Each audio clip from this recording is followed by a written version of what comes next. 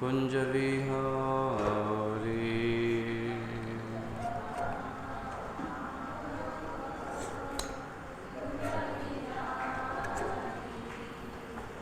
जय राधा माधव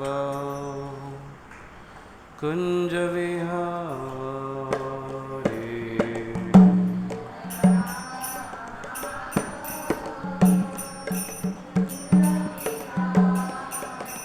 जय गोपी जनावल्लभ गिरिवरधारी।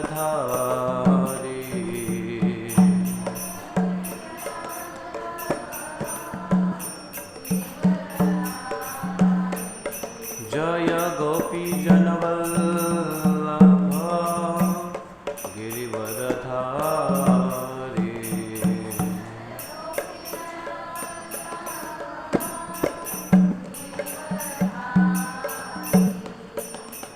यशोदानंदन व्रज जनरंजना।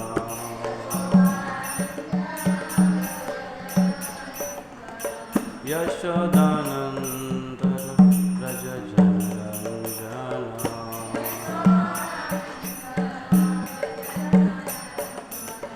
यमुना तीरावनचारी।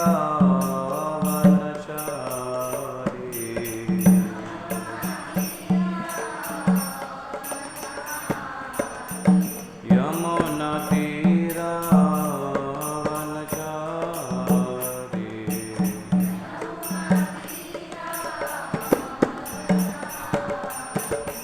जय राधा माधव कुंज विहारी।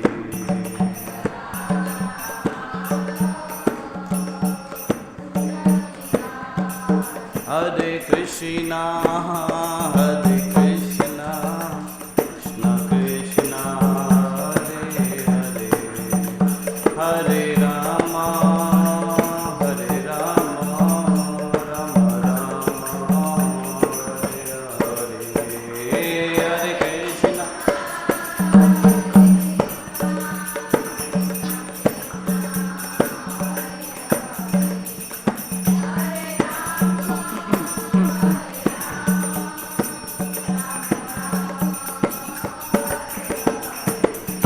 हरे कृष्णा हरे कृष्णा कृष्ण कृष्ण हरे हरे।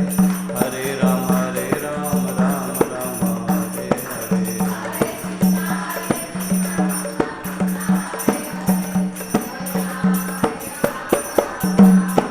हरे कृष्णा कृष्ण कृष्ण हरे हरे। हरे राम राम राम हरे हरे।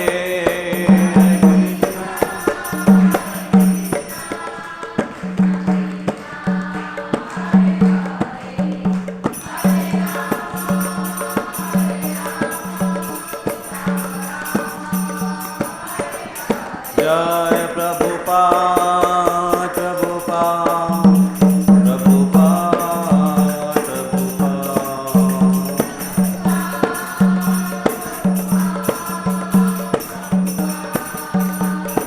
निताय गौर हरि बोल हरि बोल हरि बोल हरि बोल।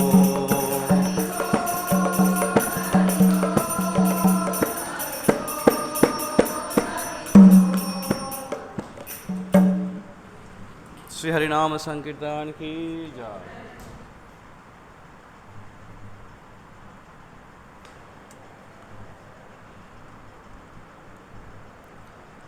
ओम नमो भगवते वासुदेवाय। ओम नमो भगवते वासुदेवाय। ओम नमो भगवते वासुदेवाय। ओम अज्ञानतिमिरान्धस्य ज्ञानाञ्जनशलाकया चक्षुरुन्मिलितं येन तस्मै श्रीगुरवे नमः। नमो विष्णुपदाय कृष्णप्रेष्ठाय भूतले श्रीमते भक्तिवेदान्त स्वामिन् इति नामिने नमस्ते सरस्वते देवे गौरवाणी प्रचारिणे निर्विशेष शून्यवादी पाश्चात्यदेशतारिणे वाञ्छकल्पतरुभ्यश्च कृपासिन्धुभ्य एव च पतितानां पावनेभ्यो वैष्णवेभ्यो नमो नमः। जय श्री कृष्ण चैतन्य प्रभु नित्यानंद श्री अद्वैत गदाधर श्रीवासदि गौर भक्तवृंद। हरे कृष्णा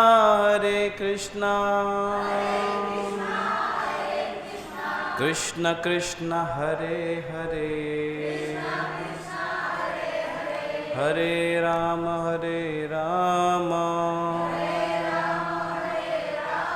राम राम हरे हरे। मुखं करोति वाचालं पङ्गुं लङ्घयते गिरिं यत्कृपातमहं वन्दे श्रीगुरुतीर्थारिणम्।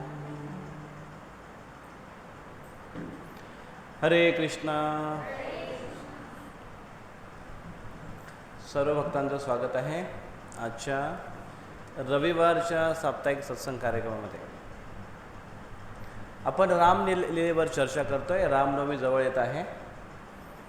पुढच्या रविवारी आहे रामनवमी महोत्सव आणि तो आपण शनिवारी साजरी करणार आहे, म्हणजे येणाऱ्या शनिवारी सत्संग आहे।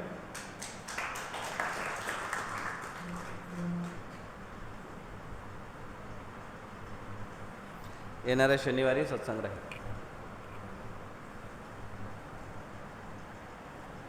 तर आपण बालकांडावर चर्चा करतोय आणि त्यामध्ये आपण कुठपर्यंत आलोय आता?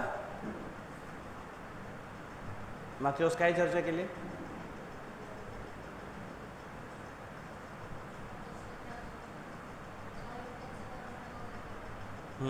आणि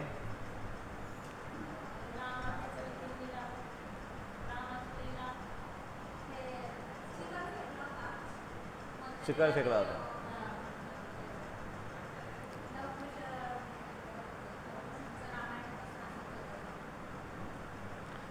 ओके, तर मागच्या वेळेस आपण एक प्राथमिक माहिती घेतली होती बालकांडाशी आणि त्यांच्या काही बाल्यलीलांवर चर्चा केल्या प्रभू रामचंद्रांच्या, आणि त्यानंतर विश्वामित्र मुनी यांचं आगमन झालं होतं, इथपर्यंत आपण आलो होतो। आणि रामचंद्रांना ते घेऊन गेले होते, याच्यावर चर्चा केली आपण। घ्यायला आले होते, अजून घेऊन नाही गेले। ओके, कुठेतरी दुसऱ्या ठिकाणी आम्ही घेऊन गेलो होतो। ताटकाचं वध केलं नाही, ते नाही, ते नथनीचं ना, बाल्यलीला त्यांच्या ना, ते नाही। तर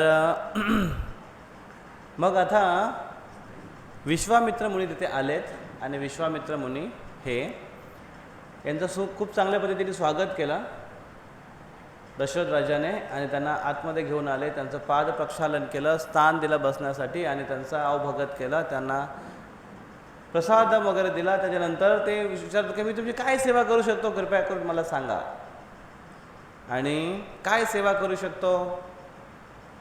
मग त्यांनी सांगितलं की नाही बस मी विचारला आलो, तुमचा कुशलक्षेम काय आहे, तुम्ही कसे आहात याच्याबद्दल विचारायला आलोय। आणि दशरथ महाराजांनी म्हटलं नाही, प्लीज प्लीज प्लीज तुम्ही सांगा, मी तुम्हाला वचन देतो की तुम्ही ज्याही गोष्टी मागाल मी तुम्हाला देईन, तुम्ही जी पण सेवा मागाल मी प्रदान करेन। असं जेव्हा त्यांनी वचन दिलं तेव्हा विश्वामित्र मुनीने सांगितलं की मला तुमचे 2 डोळे पाहिजेत. राम लक्ष्मण हे त्यांच्या डोळ्यासारखे होते, सूर्य आणि चंद्रासारखे होते. मग आपण दशरथ महाराजांची थोडी चर्चा केली होती की ते असंच न विचार करता वरदान देऊन टाकायचे, कोणाला पण प्रॉमिस करायचे. कुठले कुठले प्रॉमिस केले होते, कोणाला आठवतं काही?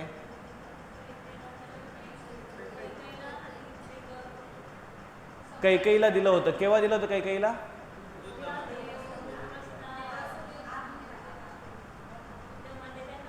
हां, युद्धामध्ये वाचवलं होतं, बरोबर ना. आणि नाही, क्रौंच पक्षी नाही, कुठला पक्षी होता? हां, संपाती. ॲक्च्युली संपाती नाही, मागच्या दिवशी संपाती बोललो होतो, मला नंतर आठवला. संपाती त्यांचे भाऊ होते. पण जटायू जटायू हे दशरथ महाराजांचे मित्र. पक्षी आणि मनुष्य यांची मित्रता कशी काय असू शकते? असू शकते. आज जर लोकांची कुत्र्यांशी मैत्री असते तर त्या काळाचा स्टँडर्ड थोडा चांगला होता. तर एक जटायू हा खूप चांगला पक्षी होता, सुसंस्कृत पक्षी होता. आणि जेव्हा दशरथ महाराजाने शनिदेवावर चाल करून गेले होते, का? कारण त्यांच्या राज्यामध्ये 12 वर्ष दुष्काळ पडला होता. आणि 12व्या वर्षी त्यांना समजलं की आपल्या राज्यामध्ये दुष्काळ पडला आहे. मग 11 वर्षी त्यांना समजलं नाही का? त्यांना लक्षात नाही आलं का? कारण काही तुटवडा जाणवलंच नाही. म्हणजे पूर्वीच्या काळचे राजे एवढा त्यांच्याकडे स्टॉक असायचा, त्यांच्या कोठ्या एवढ्या मोठ्या असायच्या, 100 क्विंटलची कोठी असायची त्यांची, कोठ्या एवढ्या मोठ्या असायच्या की 12 वर्षेपर्यंत जरी दुष्काळ पडला तरी अन्नधान्य प्रजेला देऊ शकत होते. ते त्यांच्या राज्यातल्या सगळ्या त्यांच्या प्रजेला एवढी त्यांच्याकडे कॅपॅसिटी असायची. म्हणजे पूर्वीचे राजे असे दूरदृष्टिकोन त्यांच्याकडे असायचा. आणि त्यामुळे त्यांनी हा स्टॉक सगळ्यांना वाटून दिला होता. मग 12व्या वर्षी त्यांना समजलं की अरे अन्नाचा तुटवडा झाला. मग त्यांनी छानबीन केली, ऋषींना विचारलं की असं का घडलं. आणि मग ऋषींनी सांगितलं की शनिदेवाची वक्रदृष्टी आहे आणि म्हणून त्यांना राग आला शनिवर, आणि त्याने शनिवर वाटचाल केली, चालून गेले ते शनिवर.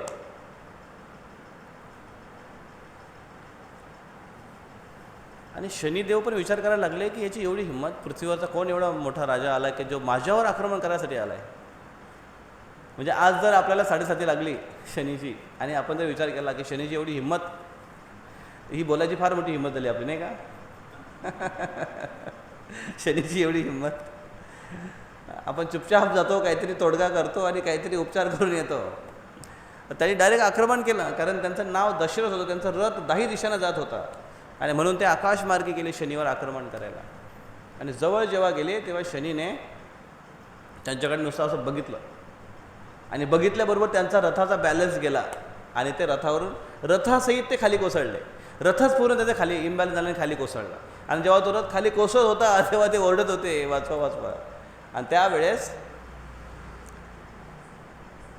जटायू हा आकाशामध्ये उडत होता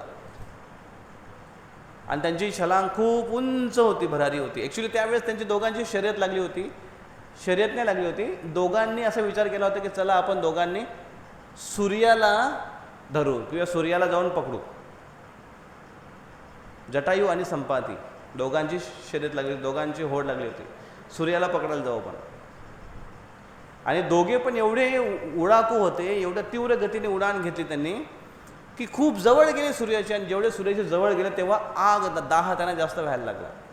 आणि त्यामुळे त्यांचा जो छोटा भाऊ होता जटायू, त्याचे पंख जळायला लागले, त्यांना त्रास व्हायला लागला. आणि म्हणून तो खाली त्याचा बॅलन्स जायला लागला. आणि तेवढं बघून संपातीने आपले पंख त्याच्या पंखावर पकडले, त्याच्यावर आपले पंख त्यांनी पसरले त्याला सावली मिळावं म्हणून. पण त्याचे पंख जळाले संपातीचे, आणि म्हणून संपाती वरून धडामसे खाली कोसळला. आणि तेव्हापासून संपाती आणि जटायू या दोघांची फुटानफूट झाली, कारण संपाती खूप दूर कुठे जाऊन कोसळला आणि जटायू आकाशामध्ये उडत होता त्यावेळेस.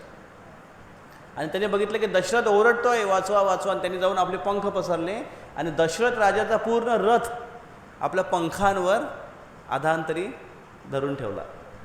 आणि मग दशरथ महाराजांचा पुन्हा बॅलन्स आला आणि पुन्हा त्यांनी आक्रमण केलं. तेव्हा मात्र शनीने बघितलं की याची खूप मोठी हिंमत आहे, याची दाद द्यावी लागली याच्या हिमतीला. आणि म्हणून शनीने म्हटलं, मी तुझ्यावर खूप खुश आहे, तुझ्या पराक्रम बघून मी खूप खुश आहे. जा, मी तुला आशीर्वाद देतोय की तुझ्या राज्यात कुठल्याच प्रकारची कुदृष्टी होणार नाही आणि कधीही दुष्काळ पडणार नाही. आणि त्याच्या राज्यातला दुष्काळ टळला. आणि मग दशरथ महाराज जेव्हा आले तेव्हा ते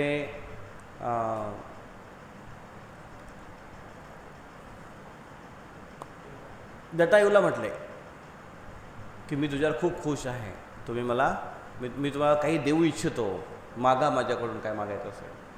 त्याने म्हटलं मला काहीच नको. ते बोलले माग माग, माझा मित्र आहे, तू मला मदत केलीस, माग काहीतरी, मी द्यायला तयार आहे. आणि त्याने म्हटलं जर तुला द्यायचंच असेल तर तुझा पुत्र मला दे, तुझा पुत्र जो आहे तो माझा पुत्र होऊ द्या, तो तुझा पुत्र मला दे. दशरथ महाराज म्हणत तथास्तु, मी वरदान दिला. का वरदान दिला? पुत्रच नाही, देणार काय? तसं एखाद्या व्यक्तीकडे, भिकाऱ्याकडे जर एखादा व्यक्ती गेला, आपण त्याला सांगितलं की चल मला 50,000 रुपये दे, तो म्हणेल घेऊन जा, माझ्या घरामधून घेऊन जा, बिंदास, काही टेन्शन नाही. का? आहेच नाही, काय घराला दरवाजेच नाही आहेत, इकडून हवा तिकडे सगळी पार होते. म्हणून त्यांनी सांगितलं. आणि दशरथ महाराजांनी म्हटलं की ठीक आहे, पण मला आता पुत्र नाही आहेत, जेव्हा माझे पुत्र होतील तेव्हा माझे पुत्र तुझे पुत्र म्हणून घोषित केले जातील. मग हे दशरथ महाराजांनी दिलेले वचन आहे, दशरथ महाराज निभावू शकले नाही, त्यांच्या मुलांनी निभावले वचन, सगळे वचन. पहिला कैकेयीला दिलेला, त्याच्यानंतर जटायूला दिलेला, आणि त्याच्या अगोदर त्यांनी वचन दिला होता कैकेयीच्या वडिलांना. कैकेयीच्या वडिलांना त्यांनी काय वचन दिला होता? कैकेयी अतिशय सुंदर मुलगी होती, ही तिसरी त्यांची पत्नी होती, तिसरी मुख्य पत्नी. तसे दशरथ महाराजांचे किती पत्नी आहेत टोटल? 350, 353. एवढ्या पत्न्या? हे तर काहीच नाही. एक चित्रकेतू नावाचे एक राजा होते, पूर्वी भागवतामध्ये वर्णन, चित्रकेतू नावाचे राजा होते, त्यांच्या 1 करोड बायका होत्या. म्हणजे तो व्यक्ती खरोखर करोडपती होता, करोड बायकांचा पती, करोडपती. तर मग यांच्या 350 बायका का झाल्या? दशरथ महाराजांचं एक नाव आहे नारी कवच, माहिती आहे स्टोरी? हां, मागे सांगितलं होतं. परशुराम जेव्हा पण परशु घेऊन सगळे निक्षत्रिय करण्यासाठी यायचे, पूर्ण राज्य सगळ्या क्षत्रियांना मारायला यायचे. त्यांना माहीत होतं दशरथ महाराजांनी की परशुराम हे स्त्रियांवर शस्त्र उगारत नाही, आणि जो स्त्रियांच्या मध्ये आहे त्याच्यावर पण शस्त्र उचलत नाही. आणि म्हणून त्याने काय केलं? जेव्हा जेव्हा परशुराम येण्याची खबर मिळते तेव्हा तेव्हा ते लगेच कुठेतरी एखादी मुलगी राजा ते बघून लग्नाच्या मंडपामध्ये येऊन उभे राहतात. शुभमंगल सावधाना, प्रत्येक वेळेस तसंच व्हायचं. आणि परशुराम पण एवढं रागावायचं, काय माणूस एवढे, जेव्हा येतो तेव्हा तो स्त्रियांच्या आड लपतोय. म्हणजे म्हणून त्याचं नाव होतं नारी कवच. दशरथ महाराजांचं नाव पडलं नारी कवच. आजकाल असे नारी कवच खूप आहेत. बायकोचा हात पकडेल तो आणि बाहेर येऊन म्हणे शेजार सोड मला, फक्त तू सोड, फक्त बघतो मी याला बाहेर. बायकोचा हात पकडलाय त्याने, सोड फक्त मला. तर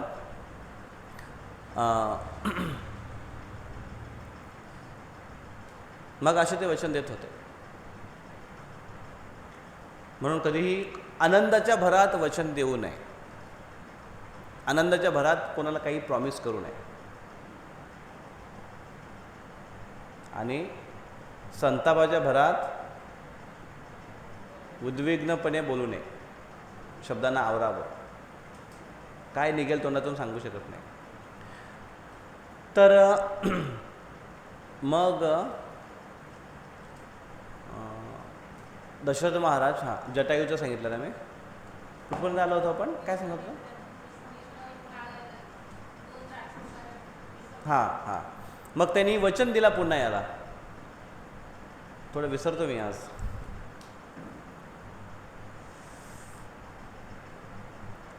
मी विसरेन, तुम्ही लक्षात ठेवा. माझी झोप झालेली नाही आज चांगली. तर दोघांचं संभाषण चालू होतं आणि त्यावेळेस त्यांनी सांगितलं की मी तुम्हाला वचन देतो, मागा काहीतरी. आणि मग ते म्हणतात की ठीक आहे, मला तुमचे 2 पुत्र द्या. कशासाठी 2 मुलं हवेत? मारीच, ताटका आणि सुबाहू यांचा एक त्रिकूट होता, खानदानी असुरी फॅमिली. यांनी खूप प्रॉब्लेम केले होते, खूप परेशान करायचे ते. तर तिथे विश्वामित्र मुनी एक ठिकाणी यज्ञ करत होते आणि तो यज्ञ समाजाच्या उद्धारासाठी होता, समाजाच्या लाभासाठी यज्ञ करत होते. यज्ञ केल्याने समाजाचा लाभ कसा होतो, कोण सांगू शकतं का? यज्ञ केल्याने समाजाचा काय फायदा होतो, कोणी काय सांगू शकतं? यज्ञ असत ना, यज्ञ, होम हवन पूर्वीच्या काही करायचे. परिसरात शुद्धता निर्माण होते. गुड. अजून इथे कोणतरी काय म्हणत होता? हां, वातावरण शुद्ध होतं. अजून काय?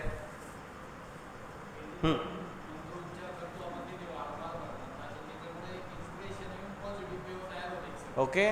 मंत्र उच्चारणाने एक शुद्ध, एक पॉझिटिव्ह वेव्स तयार होतात. गुड. अजून अजून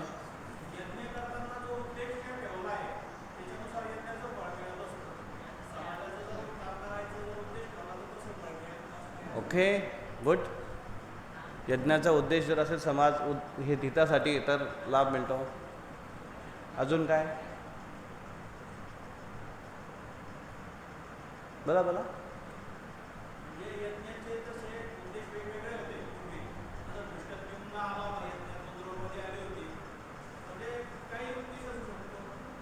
तो वैयक्तिक उद्देश होता.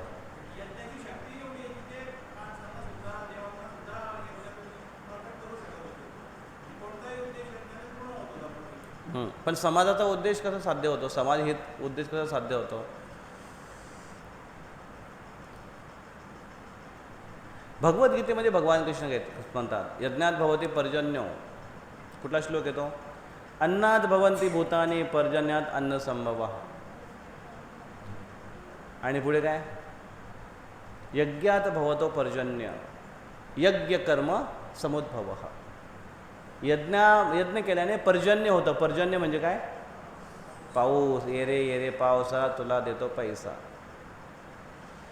तो पण खोटा पैसा देतो आपण, पण यज्ञाने पाऊस पडतो, कृष्ण म्हणतात गीतेमध्ये. कृष्ण भगवद्गीतेमध्ये अजून एक ठिकाणी म्हणतात की एकमेकाला सहाय्य करूनच एक व्यक्ती दुसऱ्या व्यक्तीवर विसंबन राहून मदत घेऊनच तो इथे सुखी राहू शकतो. परस्परम भावयंतु असा एक श्लोक येतो की एकमेकाला सहाय्य केल्यानंतर, जसं मनुष्यांना देवतागण पर्जन्य देत आहेत, पाऊस देत आहेत, ऊन वारा देत आहेत, पृथ्वी देत आहेत, अन्न देत आहेत, हे देवतांच्या मदतीने आपल्याला सगळ्या गोष्टी मिळतात. आणि हे जे मोठे मोठे डिपार्टमेंट आहेत ते देवतांच्याकडे आहेत. जसे इंद्राकडे काय आहे? पर्जन्य, पाऊस. सूर्याकडे लाईट, रोशनी. चंद्राकडे शीतलता. अजून चंद्रामध्ये रसतत्व आहे. फळांमध्ये, भाज्यांमध्ये रस जो निर्माण होतो ना, तो चंद्रामुळे निर्माण होतो. आणि सूर्यामुळे जीवन आहे. वायुदेव हवा नियंत्रित करतात, वरुण देव जल नियंत्रित करतात, पृथ्वी मैया पृथ्वी देवी. त्या सगळ्या गोष्टी ज्या पर्यावरणामध्ये आपल्याला मिळत आहेत ह्या देवतागण हँडल करतायत, याचं नियोजन करतायत. आणि असे देवतागण त्यांना संतुष्ट कसं कराल, त्यांच्यासाठी मग आपण काय करणार, परस्पर भाव तू काय करणार आपण, मग त्याच्यासाठी आपण यज्ञ केले पाहिजेत. आणि यज्ञाने ते संतुष्ट होतात. आपण मनुष्याने यज्ञ केले तर देवतागण संतुष्ट होतात, आणि देवतागण संतुष्ट झाले तर या समाजाला ते ज्या आवश्यक गोष्टी आहेत त्या वेळेवर पुरवतील. जसं MSEBची लाईट आपल्याला ते प्रोव्हाइड करतात आणि आपण आकडा न टाकता मीटर घेऊन लाईट घेतो, बिल भरतो वेळच्या वेळेस आणि लाईट आपल्याला वेळच्या वेळेस येते. पण तरी पण लोड शेडिंग चालू असतं इकडे, पण कट नाही करत. पण मग त्याच्यामध्ये आपले भलतेच बहादर येते, काय टाकतात, आकुडा टाकतात, चोरीची लाईट घेतात. मग हा जो पाऊस पडतोय, हा पर्यावरण जो व्यवस्थित चालतोय, हे कोणामुळे, जे बिल भरतात त्यांच्यामुळे. कोण बिल भरतायत, जे यज्ञ करतात ते बिल भरतायत. कोण यज्ञ करताय, आता कलियुगामध्ये कुठला यज्ञ करणार, कलियुगामध्ये एकच यज्ञ सांगितलेले आहे. कुठला, कलो नाम यज्ञ. कलियुगामध्ये हरिनाम संकीर्तन यज्ञ आहे. आणि म्हणून जर प्रत्येकाने हा संकीर्तन यज्ञ केला, हरे कृष्ण कृष्ण कृष्ण हरे हरे, हरे राम राम राम हरे हरे, हा संकीर्तन यज्ञ आहे, जपा यज्ञ आहे. हा कलियुगामध्ये हरिनाम भगवंताचं नाव यज्ञ आहे. त्या यज्ञाचा जर आपण यज्ञ केला तर मात्र पाऊस पडेल, देवतागण संतुष्ट होतात आणि आपल्याला आवश्यक गोष्टी प्रदान करतात. तर म्हणून यज्ञ केले पाहिजेत. मग असे यज्ञ समाजाच्या फक्त एकासाठी करतो का आपण यज्ञ केल्याने किती ना सगळ्यांना लाभ होणार आहे, देवतागण संतुष्ट होतील. देवतागण एकाच ठिकाणी पाऊस पडतील का, नाही, सगळ्या ठिकाणी पाऊस पडतील. जर जामनेरमध्ये इथे किती भक्त बसलेले आहेत, 40 भक्त बसलेले आहेत. हे 40 भक्तांनी जर रोज हरिकृष्ण महामंत्र जप केला तर फक्त 40 भक्तांच्या घरावर पाऊस नाही पडणार, पूर्ण जामनेरमध्ये पाऊस पडेल. बिल भरणारे 40 लोक आहेत जामनेरमध्ये, बाकी सगळे आखोडावाले, ते पण आपापल्या परीने करत असतील. रामकृष्ण हरी, भगवंताचं नामस्मरण महत्त्वाचं आहे. अशा पद्धतीने देवतागण संतुष्ट झाले, यासाठी यज्ञ महत्त्वाचा आहे. मग ते यज्ञ करत होते कोण, विश्वामित्र मुनी, समाजाच्या उद्धारासाठी, लाभासाठी. पण मग त्या यज्ञामध्ये हे बहादर येऊन विघ्न निर्माण करायचे. यज्ञ संपन्न व्हायला आला की ते मध्येच यायचे, तिथे मोठा काळोख करायचे, मायावी शक्तीने काळोख करायचे. आणि मायावी शक्तीने आकाशातून बाणांची वर्षा करायचे, कधी कधी धूळ पाऊसची वर्षा करायचे यज्ञ विझवण्यासाठी. आणि यज्ञ जर विझत नसेल तर मग काय करायचे, मलमूत्र विसर्जित करायचे त्या यज्ञामध्ये, दूषित करून टाकायचे यज्ञ. यज्ञ दूषित झाला की फळ मिळणार नाही, आणि असं करून ते निघून जायचे. मग विश्वामित्र मुनी त्यासाठी आले होते की हे कार्य कोणाचे, रक्षा करणं क्षत्रियांचं कार्य आहे. आणि म्हणून क्षत्रियाने ते कार्य करावं म्हणून ते क्षत्रियांकडे गेले. कानून आता घ्यायचं नाही, पहिल्यापासून आहे, क्षत्रियांकडे गेले ते, राजाकडे. आणि म्हणून त्यांना म्हणतात की तुमच्या 2 मुलांना पाठवा, सफिशियंट आहेत. आणि हे जेव्हा ऐकलं दशरथ महाराजची एकदम पायाखालची जमीन खेचल्यासारखं झालं की कसं काय, माझे 2 मुलं हे आता जे 16 वर्षाचे झाले, ते यांना काय माहिती, अजून एक युद्ध जिंकले नाही आहे. आणि ते काय श्लोक म्हणतात माहिती आहे का, राम राजीव लोचन, राम राजीव लोचन. राम कसे आहेत, राजीव लोचन, त्यांचे लोचन कसे आहेत, कमळासारखे आहेत. कमळची उपमा दिली. कमळ काय करतो, कमळ सूर्य उगवला की उमलतो आणि सूर्य मावळला की बंद होतो. तसाच माझा राम, छोटा राम आहे, जसं सूर्य मावळला ना थकून जातो तो, त्याला लगेच झोपायला लागतं. आणि ही आसुरिक शक्ती आहे, ही रात्री जास्त शक्तिशाली होते. हा माझा राम काय करेल. त्याच्यामुळे कृपया करून त्यांना दोघांना, मी स्वतः येतो जातीने आणि माझी विशेष सेना तुमच्यासोबत घेऊन येतो, मी रक्षण करतो. पहिली गोष्ट, जेव्हा दशरथाने यांचं नाव ऐकलं, ताटका आणि मारीच सुबाहू, तर रावण दशरथ महाराज एकदम थोडे दचकले की कारण हे साधारण नाही आहेत, हे रावणाचेच मिलीभगतवाले नातेवाईक आहेत. आणि त्यामुळे दशरथ महाराजांना एक वचपा होता त्याचा, म्हणून त्यांनी म्हटलं की या दोघांना नेऊ नका, मी येतो स्वतः.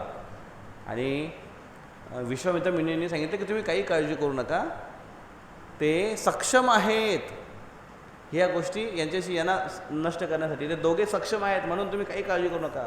दशरथ महाराज ऐकतच नाही. मग तेव्हा विश्वामित्र मुनी म्हटले, दशरथ महाराज, जे तुम्ही करू शकत नाही ते तुमचे 2 मुलं करतील. आणि शिवाय ते असे म्हटले की तुमच्यामध्ये ते कॅपॅसिटी नाही, योग्यता नाही आहे की तुम्ही त्यांना हरू शकाल, हे दोघे करतील, म्हणून तुम्ही जसं अट्टहास करू नका, तुम्ही बसा. तरी पण दशरथ महाराज विनवणी करू लागले त्यांना, प्लीज तुम्ही त्यांना नेऊ नका, प्लीज त्यांना नेऊ नका. त्यामुळे विश्वामित्र खूप भडकले, रागावले आणि त्यांनी सांगितलं तुम्ही मला वचन दिलं आहे. आणि मग त्यावेळेस मात्र दशरथ महाराज शांत झाले आणि त्याने सांगितलं की ठीक आहे, तुम्ही घेऊन जा. आणि तेव्हा राम आणि लक्ष्मण दोघे खूप त्यांनी मानव आपल्या छातीवर दगड ठेवून त्यांनी आपल्या 2 मुलांना सोबत पाठवलं आहे. आणि जेव्हा ते गेले विश्वामित्र मुनींच्या सोबत, विश्वामित्र मुनी त्यांना घेऊन निघाले. जात आहेत. रामचंद्रांची एक विशेषता अशी आहे की ते जिज्ञासू खूप आहेत. रस्त्याला चालताना जाताना ज्या ज्या गोष्टी त्यांना रस्त्याला दिसत आहेत, प्रत्येक गोष्टीची ते चौकशी करत होते. पण ती चौकशी कशी असायची, इन्फॉर्मेशन फक्त म्हणून नाही, क्वेश्चन वेगळ्या वेगळ्या प्रकारचे क्वेश्चन असतात. काही लोकांचे क्वेश्चन असतात ते इन्फॉर्मेटिव्ह क्वेश्चन असतात, काही लोकांचे क्वेश्चन असतात ते फिलॉसॉफिकल क्वेश्चन असतात, काही लोकांचे क्वेश्चन कसे असतात की काय जस्ट विचारायचं म्हणून विचारायचे क्वेश्चन असतात. आमच्या एक ठिकाणी एक सत्संग होता एका ठिकाणी, आणि तिथे एक माणूस यायचा, तो आला समोर बसला आणि पहिला मंत्र म्हटला. झोपवण्याचा एक मंत्र असतो सत्संगामध्ये, एक झोपवण्याचा मंत्र असतो आणि एक उठवण्याचा मंत्र असतो. झोपवण्याचा मंत्र कुठला, ओम नमो भगवते वासुदेवाय. जसं ओम नमो भगवते म्हटला की झोप यायला सुरू होते की आता सुरू झालं. आणि उठवण्याचा मंत्र कुठला, महाप्रसादे गोविंदे.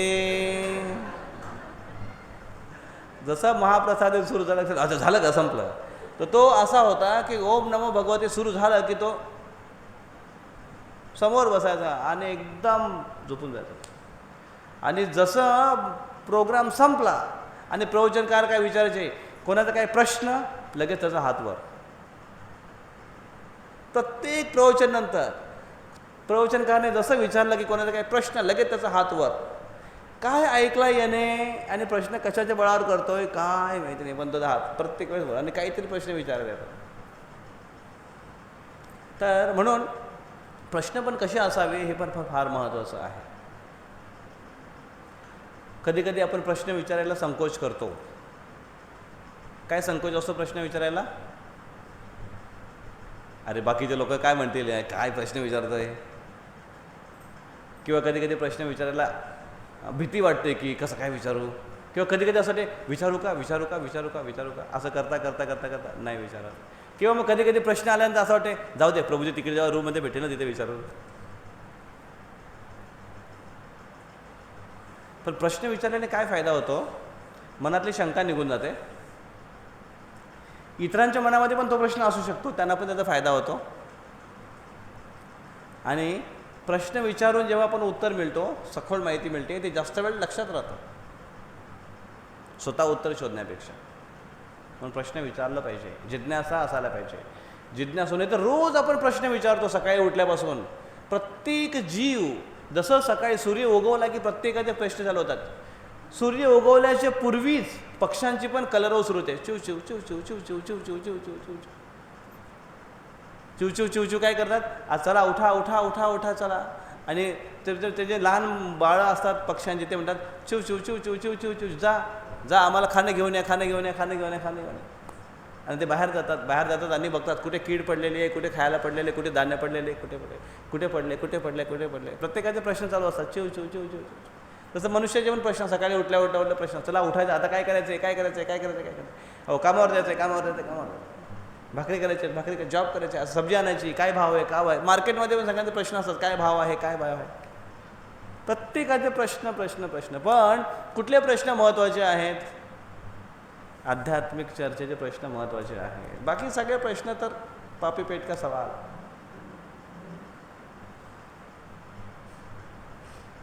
कुछ चंद सर फिरे हैं भगवान की तलाश में, बाकी सब दाल चावल के जुगाड़ में.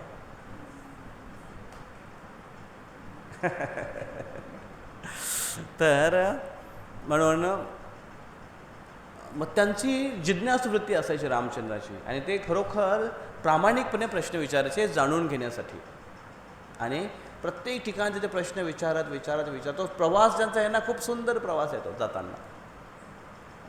आणि मग जेव्हा ते तिथे येतात, तिथे आल्यानंतर त्यांना सगळी जागा दाखवून देतात ते विश्वामित्र मुनी. ही जागा आहे, यज्ञाची जागा आहे, कुठून ते आक्रमण करतात, कसे आक्रमण करतात, कुठल्या वेळात आक्रमण करतात हे पण सांगतात. आणि ते कधी आकाशामध्ये अदृश्य होऊन आक्रमण करतील, आणि त्यावेळेस तुला ते दिसत नसल्यामुळे तू घायल होऊन जाशील. त्याच्यामुळे राम लक्ष्मण सतर्क राहा, आणि यांना साधारण असुर समजू नका. ते बोलले ठीक. आणि यज्ञ सुरू झाला. यज्ञ काही दिवस झाले आणि यज्ञ आता समाप्तीवर आहे. आणि विश्वामित्राने त्यांना फोन केले की हे आता काही ना काही गडबड करण्याची शक्यता आहे. आणि जसं यज्ञ समाप्तीवर आलं तेव्हा आकाशामध्ये अचानक खूप सारे ढग आले, जोराने हवा सुटली, सोसाट्याचा वारा सुटला. आणि प्रभू रामचंद्राने लगेच बाण काढला आणि त्या बाणाने तो वारा शांत केला. बाणाने वारा कसा काय शांत होईल सांगा बरं, डोकं लावा.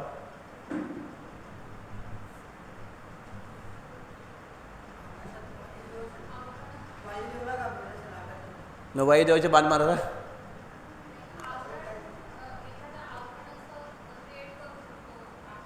ओके, थोडासा जवळ आहे ॲन्सर, थोडा जवळ आहे. अजून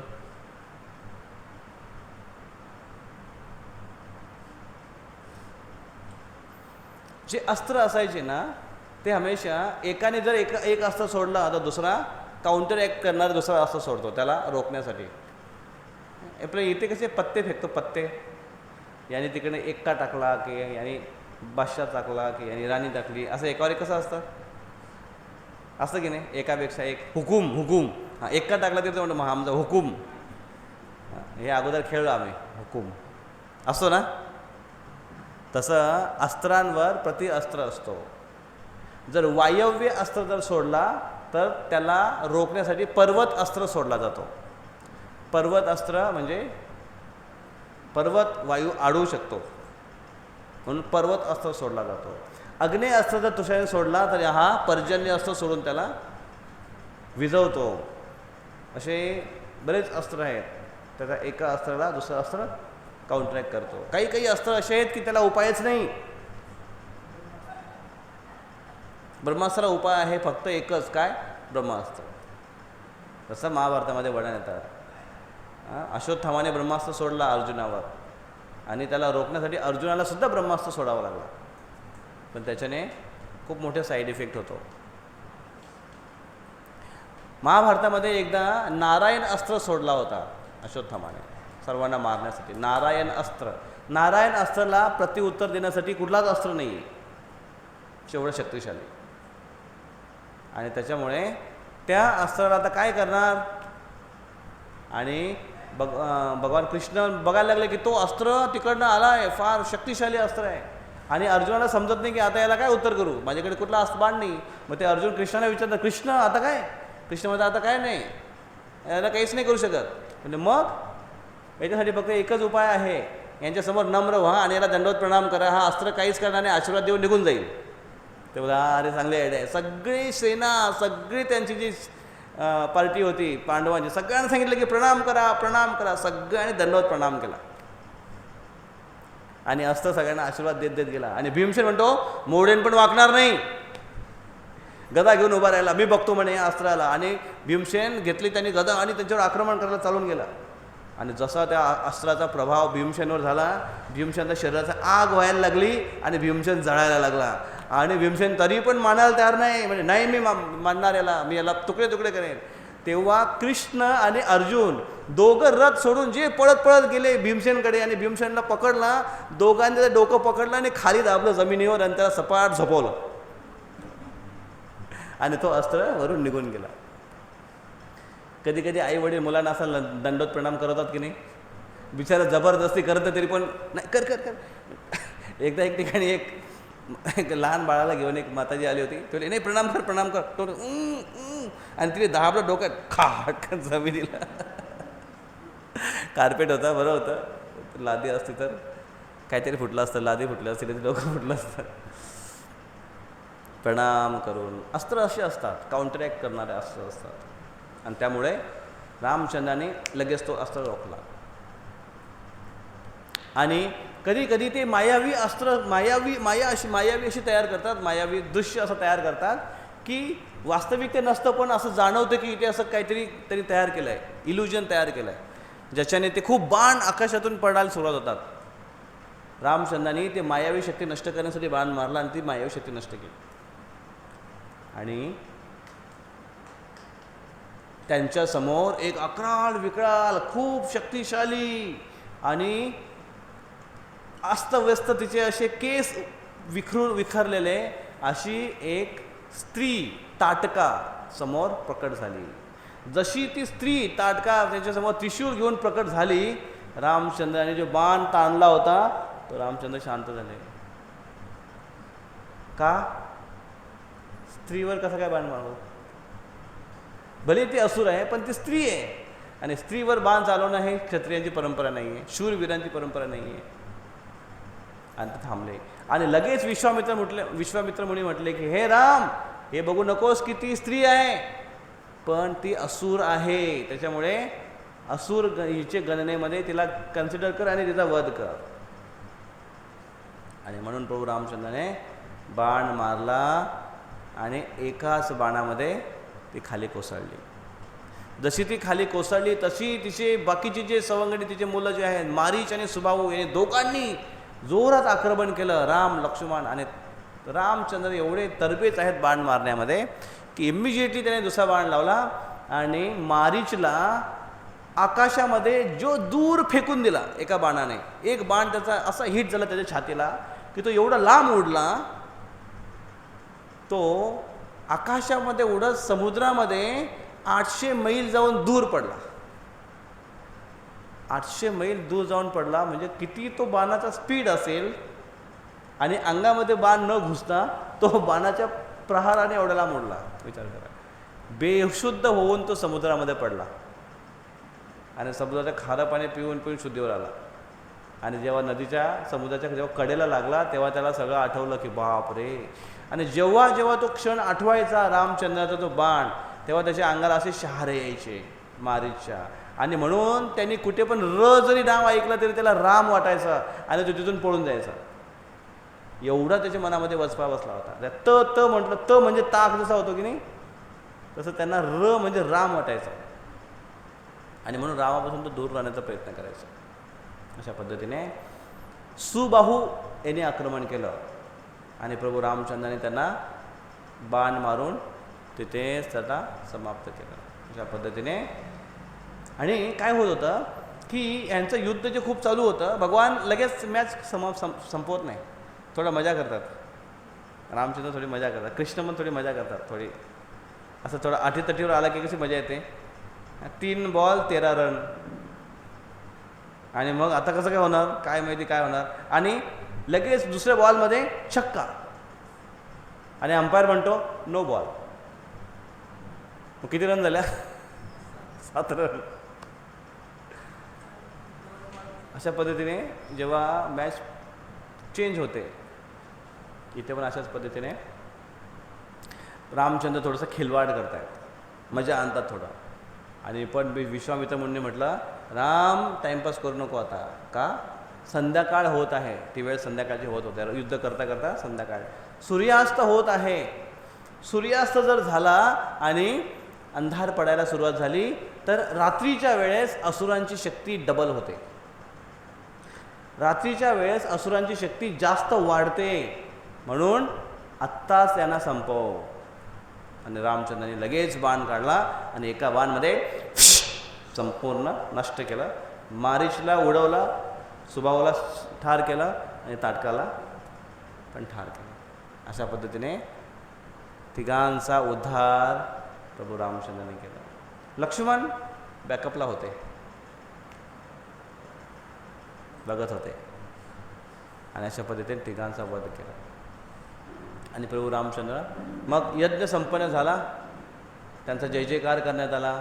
विश्वामित्र मुनी बरे खुश झाले, त्यांना आशीर्वाद दिला. दुसऱ्या दिवशी त्यांची दोघांची चर्चा सुरू होती, विश्वामित्र मुनी, राम आणि लक्ष्मण. आणि रामने बघितला की त्या रस्त्या त्यांचे जे आश्रम होता त्यांच्या बाहेरून बरेच लोक कुठेतरी चाललेत असं त्यांनी बघितलं. त्यांनी विचारलं की हे सगळे लोक चाललेत कुठे. विश्वामित्र मुनींनी सांगितलं की हे सगळे चालले जनकपुरामध्ये. ते बोलले, का जनकपुराला चालले?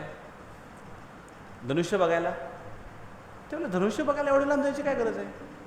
तुला नाही, तो एक विशेष धनुष्य आहे. ते बोलले, काय विशेष? शिवधनुष्य.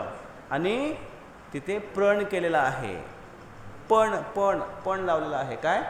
जो तो धनुष्य उचलेल आणि त्याला बाण साधेल त्याच्याशी जनक कन्या, जनक नंदिनी सीता हिच्याशी विवाह होईल. अच्छा, विशेष आहे तो धनुष्य. तो कोणाचा आहे? शिवधनुष्य आहे. तो शिवजींचा धनुष्य आहे, जो इक्ष्वाकू परिवारातून चालत चालत चालत तो दशरथ महाराजांकडे आला. कसा आहे तो धनुष्य? तो धनुष्य एवढा विशाल आहे की तो दरबारामध्ये आणण्यासाठी एक बऱ्याच चाकांची एक गाडी लागते. किती चाकं आहे त्याचे एक्झॅक्टली वर्णन दिले रामायणमध्ये. एवढी चाकं लागतात त्याला. जसं एक ट्रेलर जातो की नाही रोडवरून, तर ट्रेलर ट्रक नेताना किती चाकं असतात त्याला? 2-2 असे मोठे मोठे चाकं असतात. 8-10 चाकं त्याला असतात तिथे. हा रथ आणण्यासाठी कितीतरी खूप खूप खूप सारी चाकं होते. अशी एक गाडी लागते. त्या गाडीवरच तो ठेवला जायचा. आणि त्याला ओढण्यासाठी रोज तंदुरुस्त पहलवान, जिममध्ये जाणारे, त्यांचा लोकल जिम असायचा, त्याने खास त्यांना त्यासाठीच तयार केलं जायचं. त्या पहलवानांना खाऊ पिऊ त्यासाठी घातलं जायचं की जेव्हा गरज पडेल तेव्हा तो बाण, धनुष्य ढकलत ढकलत आणि ओढत ओढत तिथे घेऊन यायचं त्या रंगमंचवर. असे पहलवानांचं पण नाव दिले की एवढे पहलवान लागायचे, 50-60 पहलवान लागायचे तो रथ ढकलायला, तिथे आणायला. तो असा तो शिवधनुष्य. त्याचं जेव्हा असं वर्णन केलं, रामचंद्र म्हटलं, एवढा मोठा शिवधनुष्य? तो बोले, मला बघण्याची इच्छा आहे. बोले, आपण बघू शकतो का? ते बोले, का नाही बघू शकत, चला आपण पण जाऊया तिकडे. आणि विश्वामित्र मुनी, रामचंद्र आणि लक्ष्मण दुसऱ्या दिवशी सकाळी जनकपुराकडे निघाले. चालतायत चालतायत चालतायत चालतायत चालतायत रस्त्याला त्यांना एक मोठी नदी लागली. आणि त्याने विचारलं की एवढी मोठी नदी कुठली आहे? राम विचारतायत, एवढी मोठी नदी कुठली आहे? ते म्हणतात, ही गंगा आहे. हीच गंगा जी भगवान विष्णूंच्या चरणातून निघते. चरणाच्या स्पर्शाने ब्रह्मांडाचा भेद होतो आणि विरजा नदी त्यांच्या चरणाला धुवत खाली येते. तीच गंगा म्हणून आहे. तीच भगवान शिवजी आपल्या माथ्यावर धारण करतायत. तीच गंगा आहे. हीच गंगा भगवंताच्या चरणातून निघली आणि तेच भगवंत राम विचारतायत की कुठली नदी आहे. ऐके नाही गंमत? आणि विश्वामित्र म्हणून त्यांना होल स्टोरी सांगायला चालू करतात की कसे काय त्यांचं नाव होतं, त्यांच्या पहिले सगर नावाचा एक राजा होता. सगर नावाचा एक राजा होता. आणि त्या सगर राजाने यज्ञ केला होता, अश्वमेध यज्ञ केला होता. आणि अश्वमेध यज्ञ संपन्न होताना त्यांचा घोडाच, अश्वमेध यज्ञाचा घोडाच कोणी पळून नेला. कुठे नेला, कुठे गेला काय माहिती नाही. तो इंद्राने पळून नेला होता. पण त्याने तो कुठे ठेवला? त्याने कपिल मुनी जिथे तपस्या करत होते तिथे ठेवला, पातालामध्ये. आणि सगर राजाने सगर राजाचे बरेच मुलं होते, त्यांनी सगळ्या ठिकाणी शोधलं. सगळ्या ठिकाणी शोधायला सगळ्या दिशेनं त्यांना सापडला नाही तो घोडा. मग त्यांनी सांगितलं की ही जे भूमंडल आहे, पृथ्वी भूमंडल जे आहे त्याच्या खाली तुम्ही खोदा. आणि त्याच्या खाली त्यांनी खोदायला सुरुवात केली. शोधत तिकडे पण त्यांना सापडलं नाही. पाताळापर्यंत गेले, तिकडे त्यांना सापडलं नाही. आणि मग परत मग ते खोदत ते एवढे खाली गेले की एका ठिकाणी त्यांनी बघितलं की ते घोडा बांधलेला आहे आणि तिथे एक ऋषी तपस्या करतायत. त्यांना असा राग आला की हा ऋषी इथे तपस्या करत बसलाय, ध्यान लावत बसलाय आणि आमचा घोडा पळून इथे घेऊन आला. आणि म्हणून त्याने सगळ्या मुलांनी आक्रमण केलं, एका स्वरामध्ये एकाच तालामध्ये आक्रमण केलं त्या ऋषीवर. आणि जेव्हा ते चालून गेले ऋषीवर, ऋषींनी फक्त आपले डोळे उघडले आणि एक अशी दृष्टी टाकली की त्या दृष्टीने सगळे मुलं त्यांचे जळून भस्म झाले, डायरेक्ट राख. आणि त्याच्यामुळे सगर राजाला काहीच माहीत नाही की मुलं गेले कुठे. त्यांचा शोध करता त्यांना माहिती पडलं की त्यांचे मुलं जे घोडा शोधायला गेले होते तिथे ते जळून भस्म झाले कपिल मुनींची शापामुळे. आणि ते स्वतः आले आणि कपिल मुनींनी त्यांनी माफी मागितली, प्रणाम केला, माफी मागितली की माझ्या मुलांना जिवंत करा. पण ते म्हटले की नाही, यांचा उद्धार करा. यांचा उद्धार कसा होईल? जेव्हा गंगा इथे येईल तेव्हा त्याच्या स्पर्शाने यांचा उद्धार होईल. मग आता गंगा कुठे आहे? त्यावेळेस गंगा स्वर्गामध्ये होती. म्हणजे गंगेचा उगम ऑलरेडी झाला होता. गंगेचा उगम होण्याची स्टोरी काय आहे? जेव्हा भगवान सत्ययुगामध्ये जेव्हा भगवान वामनदेव आले होते बली महाराजांचं राज्य हिसकून घेण्यासाठी आणि देवतांना परत देण्यासाठी, की बली महाराज असुर आहे. बली महाराजांनी देवतांचं राज्य हिरावून घेतलं होतं आणि त्यांना सगळ्यांना त्यांनी तडीपार करून टाकलं होतं, हकललं होतं इकडे तिकडे. माहिती आहे ना स्टोरी सगळ्यांना? किती जण माहिती आहे स्टोरी? हातवर करा.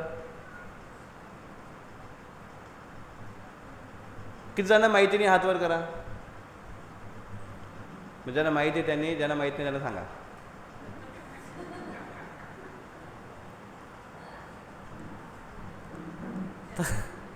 तर भगवान वामनदेव बली महाराजांना त्याने, मग बली एक वामन बटूच्या रूपामध्ये गेले होते बली महाराजांच्या राज्यामध्ये. आणि ते म्हटले की मला भिक्षा पाहिजे. ते बोले काय भिक्षा पाहिजे? ते मला म्हटले की मला 3 पावलांची जमीन द्या. बटू वामन छोटासा नाटा, 3 पावलांची जागा द्या. त्याने म्हटलं 3 पावलांची जागा काय मागतोस रे? तुझी बुद्धी पण तुझ्या उंचीसारखी छोटी आहे. असं काहीतरी माग की पुन्हा मागायची गरज नाही पडली पाहिजे तुला. ब्रह्मांड माग, मग तुला पूर्ण एक लोक देईन तुला, मी एक ग्रह देऊन टाकेन तुला, माग. यांनी म्हटलं जो व्यक्ती त्याची आवश्यकतेने संतुष्ट होत नाही त्याला पूर्ण ब्रह्मांड जर दिलं तरी तो कधी संतुष्ट होणार नाही. आणि म्हणून मला फक्त 3 पावलं जमीन नाही. आणि बली महाराज तथास्तु म्हटले, ठीक आहे 3 पावलं जमीन घेऊन टाका. आणि बघता बघता त्या वामन देवाने आपलं रूप जे विशाल केलं, पूर्ण ब्रह्मांड झाकून टाकलं त्यांनी आपल्या आकाराने. आणि त्याने एक पाय उचलला, एका पायाने त्याने पृथ्वीपासून खालचे सगळे लोक, पाताळापर्यंत सगळे लोक त्यांनी व्यापून टाकले. दुसऱ्या एका पावलामध्ये पृथ्वीपासून सगळे वरचे लोक, स्वर्गलोक, पाताळ सगळे लोक त्यांनी व्यापून टाकले. जेवढे बली महाराजांच्या ताब्यात होते सगळे व्यापून टाकले. आता 3रं पाऊल ठेवायला जागा दे. आणि बली महाराज म्हटले की माझ्याकडे काहीच नाही आता भगवान, तुम्ही सगळंच घेतलंय माझ्याकडून हिरावून, माझ्याकडे काहीच नाही. पण एक गोष्ट आहे माझ्याकडे, माझा स्वतःचा अहंकार जो मी तुम्हाला दिलेला नाही आहे. कृपया करून माझ्या डोक्यावर पाय ठेवा. आणि बली महाराजाच्या डोक्यावर भगवंतांनी पाय ठेवलं आणि त्यांना सुतल लोकामध्ये दाबलं. त्यांना सुतल लोकामध्ये, खालच्या लोकामध्ये घेऊन गेले. जे सुतल लोक खालच्या लोकातला स्वर्ग आहे. जसं वरच्या लोकातला एक स्वर्ग इंद्र राहतो, तसं खालच्या लोकातला तो स्वर्ग आहे, तिथे एवढी सगळी ऐशोआराम आहे. आणि मग जेव्हा भगवंतानी जो पहिला वरचा जो पाय उचलला होता वरचे लोक व्यापण्यासाठी, तेव्हा तो पाय थोडा जास्तच वर गेला होता आणि ही ब्रह्मांडाची जी कक्षा आहे, जो थर आहे, तो भेदला गेला त्यांच्या पायाच्या अंगुठ्याने. आणि भेदल्यामुळे त्याला छिद्र पडलं. आणि या ब्रह्मांडाच्या वर काय आहे? विरजा नदी, एक मोठी नदी आहे, ज्या नदीने भौतिक जगत आणि आध्यात्मिक जगत याची बॉर्डर तयार केलं आहे. आणि त्याला भेदल्यामुळे त्यांच्या चरणांना लागून ते पाणी खाली पडायला लागलं आणि चरण धुवून ते पाणी आलं विरजा नदीचं, ती गंगा बनले. जसं ते वरून खाली पडलं पाणी, सगळ्यात पहिल्यांदा कुठे आले? ब्रह्मलोकात. पहिला लोक ब्रह्मलोक आहे ना, सत्यलोक ब्रह्मदेवाचा. ब्रह्मदेवानं लगेच आपलं कमंडोलू मांडला का? भगवंतांचं चरण तीर्थ आहे, तीर्थ, लगेच कमंडोलू मांडणं त्यांचं. ब्रह्मदेवाचं कमंडोलू काय असं छोटं नाही, आपला लोट्यासारखा. ती नदी ब्रह्मलोकातून येऊन खाली वाहत वाहत वाहत स्वर्गलोकामध्ये येते. आणि स्वर्गलोकामध्ये येऊन ती थांबली होती गंगादेवी. पृथ्वीवर जायची त्यांची इच्छा नव्हती. का? पृथ्वी म्हणजे सगळे असे गलिच्छ लोक आणि मृत्यू लोक, हे सगळे असे पण जाऊन काय फायदा? असे पण जाऊन लोक आंघोळ करणार नाही तिथे कलियुगामध्ये.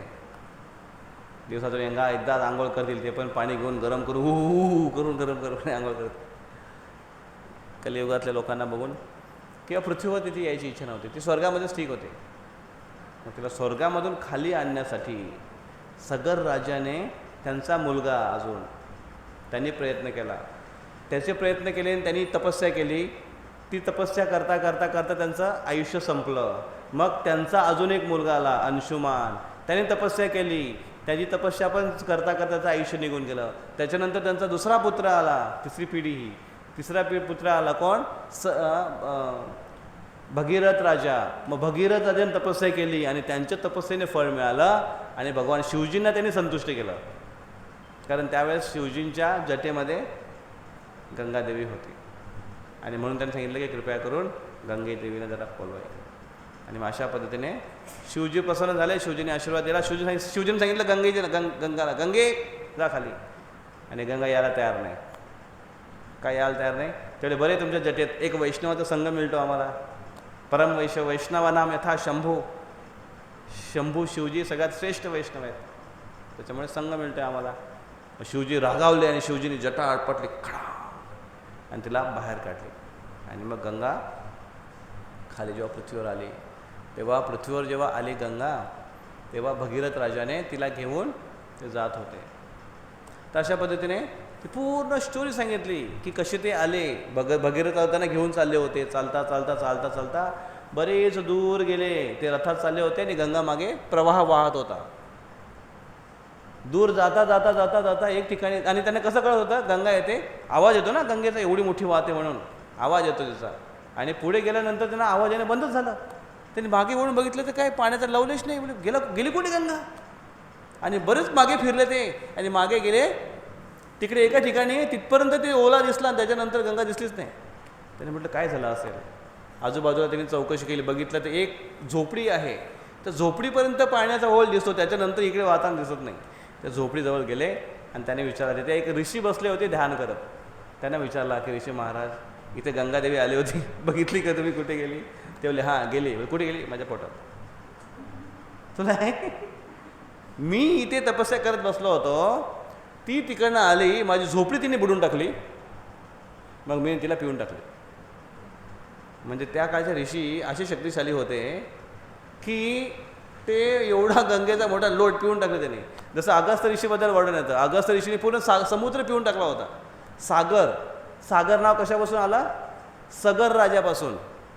कारण त्यांनी जी पृथ्वी जी खोदली होती, जमीन खाली जाऊन चेक करणं, घोडा शोधण्यासाठी, त्याच्याने खूप मोठा खड्डा पडला होता, ज्याच्यात नंतर पाणी साचलं. सगर राज्यामुळे ते खड्डा पडला होता, पाणी साचलं, त्याच्यामुळे त्याला म्हणलं नाव पडलं सागर. ते तसे हे ऋषी जे आहेत, ते ऋषी तिथपर्यंत आली आणि तिथे गंगा गायब झाली, पिऊन टाकली. बोले का? माझा त्यांनी झोपडी बुडवली. कुठे बुडवली म्हणून? मग ते विनवणी करायला लागले की याच्यासाठी खूप पिढ्यांनी मेहनत केली, प्लीज तुम्ही द्या. त्यांनी सांगितलं की कसे माझे पूर्वज तिथे अटकून पडलेत, त्यांचा उद्धार होण्यासाठी प्लीज गंगेला बाहेर काढा. म्हणून जानू ऋषीने तिला बाहेर कशी काढली, उजव्या कानातून बाहेर काढली. पिलं आणि उजव्या कानातून त्याने बाहेर काढली गंगा. तो फ्लो त्यांचा कानातून, उजव्या कानातून जेव्हा बाहेर निघाले ती, म्हणून जानू ऋषीच्या उदरातून ती बाहेर निघाली, म्हणून तिचं एक नाव पडलं गंगेचं जान्हवी. गंगेचं एक नाव आहे जान्हवी. आणि मग ती वाहायला लागली.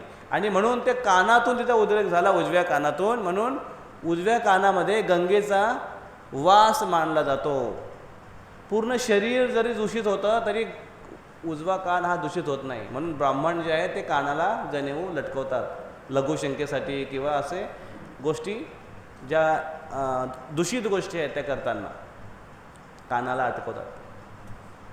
बरेच लोकांना विचारलं जेव्हा की कानाला का बरं अटकवतात ते जाणू, तेवढे ते जमिनीला लागतं, खाली लटकतं, म्हणून कानाला लटकवतात. असं त्याचं कनेक्शन आहे. तर मग ते गंगा घेऊन गेले, मग परत खाली पाताळ लोकांमध्ये आणि त्यांच्या पूर्वजांचा उद्धार झाला.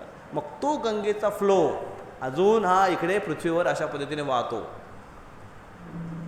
ही सगळी वृत्तांत, ही सगळी स्टोरी विश्वामित्र मुनी कोणाला सांगतायत, रामचंद्रांना. आणि राम आणि लक्ष्मण ऐकत ऐकत चाललेत. मग ती गंगेचा प्रवाह त्यांनी क्रॉस केला. त्यांनी एक नाव बघितली आणि नावाने ती क्रॉस केली, गंगा पुढे गेले. आणि असा प्रवास करता करता करता करता ते जनकपुरीमध्ये आले.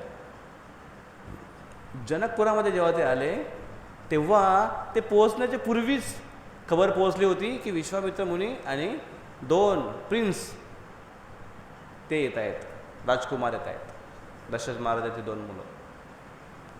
आणि तिथे एक सतानंद नावाचे एक मोठे शक्तिशाली एक तपस्वी होते. त्यांना हे कळलं आणि ते लगेच यांची भेट घ्यायला गेले. आणि जेव्हा ते आतमध्ये आले त्यांचं चांगलं स्वागत केला, राहायला त्यांना जागा दिली. आणि त्याच्यामुळे विश्वामित्र मुनी हे जनक महाराजांना भेटायला गेले. राम लक्ष्मण राज्य बघत होते. फिरता फिरता एका ठिकाणी आले जिथे त्यांना हे सतानंद भेटले. आणि त्यांनी सांगितलं की सतानंद जेव्हा त्यांना भेटले तर सतानंदांना अगोदरच खबर मिळाली होती. काय अगोदर खबर मिळाली होती की रामचंद्र रस्त्याला येत असताना मध्ये एका ठिकाणी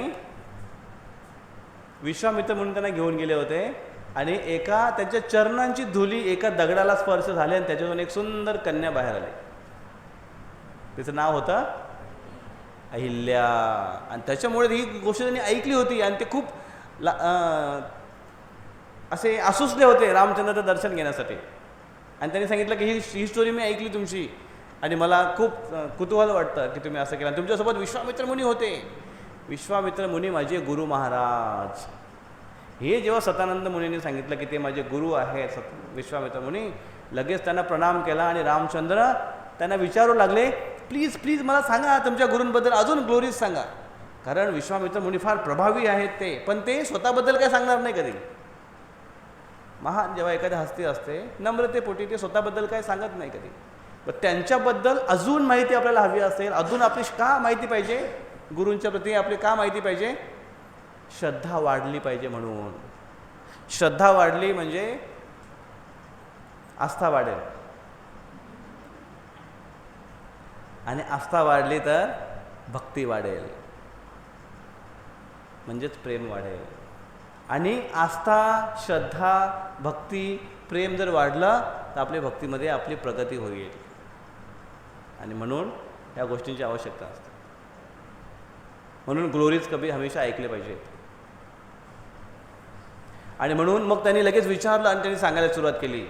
आणि त्यांनी काय सांगायला सुरुवात केली, विश्वामित्र मुनी कसे होते आणि कसे झाले. ईश्वरी माहिती तुम्हाला सर्वांना. आपली जर ऐकायची असेल तर पुढच्या शनिवारी संध्याकाळी बरोबर 7 वाजता या, कारण 9च्या वर मी जास्त खेचू शकत नाही, हे माझा लिमिटेशन्स आहे. तुम्हाला पण उशीर होतो आहे, मला पण उशीर होतो आहे, माझा पण एक स्केड्यूल असतो. तुम्हाला जास्त ऐकायचं असेल लवकर या, कमी ऐकायचं असेल थोडं उशिरा या, ऐकायचाच नसेल तर डायरेक्ट प्रसादाला या, काहीच प्रॉब्लेम नाही.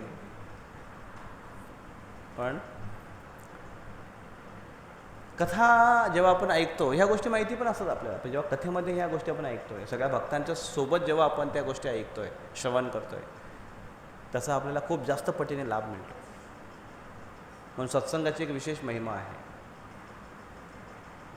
त्यासाठी थोडं लवकर यायला पाहिजे. येणार की काय पुढच्या शनिवारी किती वाजता येणार?